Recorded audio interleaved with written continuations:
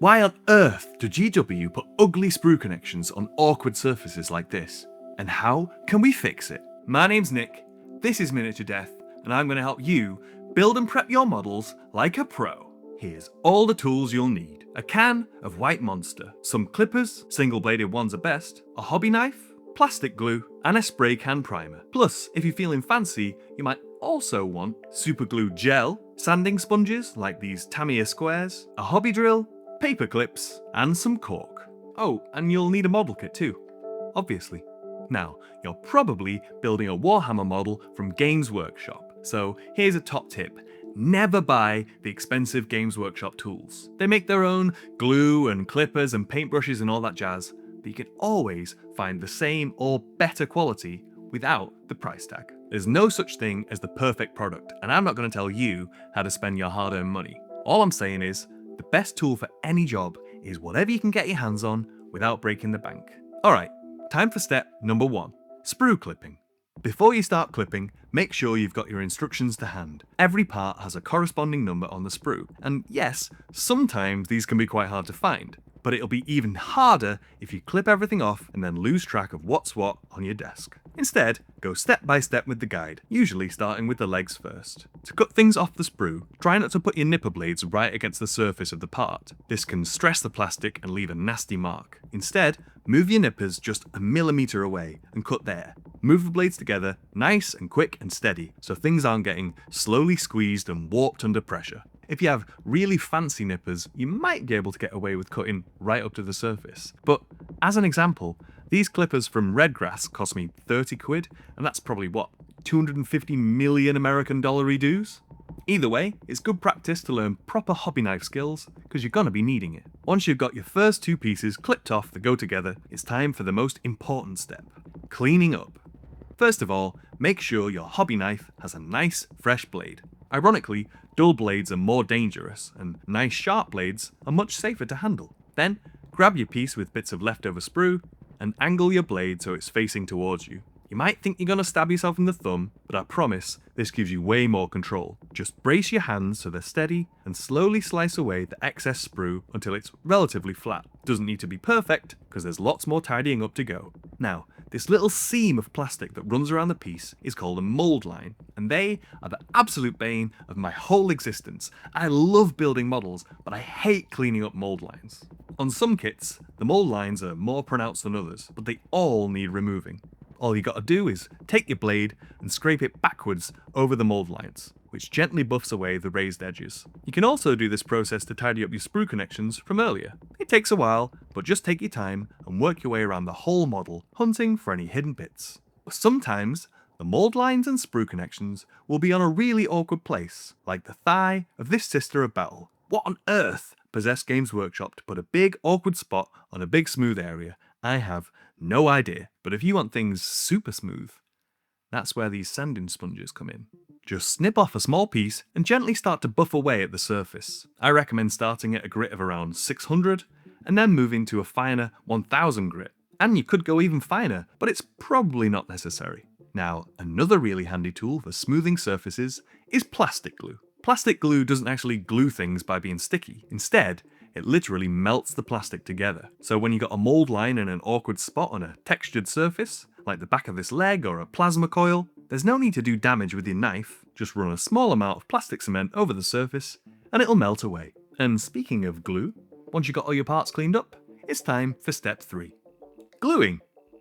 Before you put any glue anywhere on your model, always dry fit the parts together. Just hold them in place to check that the connection is nice and neat. It can be quite fiddly sometimes, so you should always check before committing. Then, just a little dab of glue onto one surface, press them together, and hold for a few seconds. Alternatively, you can apply your plastic glue in a sneaky tactical way. Just hold the pieces together, dry, and then gently dab the applicator of your glue, and it'll get whipped into the seam like magic. And that's why Tamiya Thin is my favourite and most hobbyists' favourite. It has this lovely little brush that can be used for targeted application. Now, plastic glue is very runny, so be careful to not spill or touch any with your fingers, like this, because you'll leave big melty fingerprints. Don't worry if you do, just wait till it's dry and then smooth out the whoopsie using a knife and sanding sponges as before. Oh, I also forgot about push fit models. Some newer GW kits have these funny little tabs sculpted on, so you can just push them together, no glue needed. And they suck. Don't even bother, just cut the tabs off and glue them like normal. Now, usually on a model, it'll tell you to build the legs first, and then usually you'll pop them onto the torso, like so, and then usually it's fine to just glue them to the base. But I like to use a little dab of super glue for this, because it actually makes a slightly brittle bond that you can snap off easily later without damaging the model. Some people like to do their bases separately to the model, super gluing on bits of cork and texture paste or whatever, but while I'm painting, I just want something to hold. So with super glue, I can snap my model off once he's done and do a fancy base separately. And that brings us to a slightly tricky, sort of optional step of building models: sub-assemblies. If I'm being honest, it's completely fine for beginners to just follow the instructions in full, build the model from top to bottom. I don't use sub-assemblies all the time, only when it feels really necessary, because sometimes parts of a model can get in the way while painting. For example, if I was to glue this Space Marine's arms on, because he's holding his gun, it'll make it tough to get my brush behind, and the same goes for things like heads and for backpacks.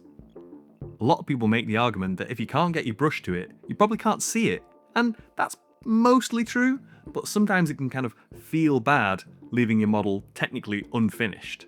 So if you do want sub-assemblies, grab your hobby knife and start making a little guide hole in whatever you're leaving separate, like this big shouty head.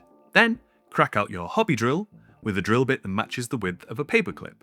Just drill in a few millimeters, add a tiny dab of that gel superglue, and pop it in place. Then pop the other end of the paperclip in a piece of cork for holding. Once you're done painting everything separately, you can then just glue the bits on with superglue. Or I like to just blue tack things like heads and backpacks, because then I can pop them off and on during painting really easily. And speaking of painting, there's one more step to go before we get there: priming.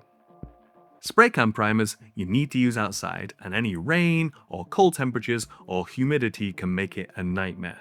If you're like me and live in the north of England, grab your rattle can and submerge it in a bowl of warm water for just a few minutes. Then, once it's all warmed up, grab your can and absolutely shake the ever-loving crap out of it. Keep going for a few minutes until you think it's done, and then keep going. And once it's finally shook up and ready, turn your can upside down and give it a squirt to remove any clogging. Then hold your Mini about 12 inches away and start spraying in short bursts from side to side, moving the model into and out of the spray. Just a few light passes from every direction should have your model ready to paint in no time. You can also try something called a zenithal prime, which basically means doing a dark colour from underneath for shadows and a light colour from above for highlights. Don't know what colour to prime your model? Just use a simple rule of thumb. If your model's going to be dark, prime it in black. If your model's going to be bright, prime it in white. If it's going to be somewhere in the middle, go for grey. And here we go, one finished model, all properly prepped and... wait, I forgot to drill his gun barrel. Better sort that out, same process as before. Just centering a guide hole with my hobby knife and then widening with my drill. Perfect. Always drill your gun barrels, otherwise people on the internet will get angry with you. Let me know in the comments what chapter I should paint this guy, because I've never painted a loyalist before. Yes, I know. This isn't the most exciting video ever, it's a bit boring, but boring is better than having badly built models. My name's Nick, this is Miniature Death. Don't forget to like and subscribe, and go forth and prep.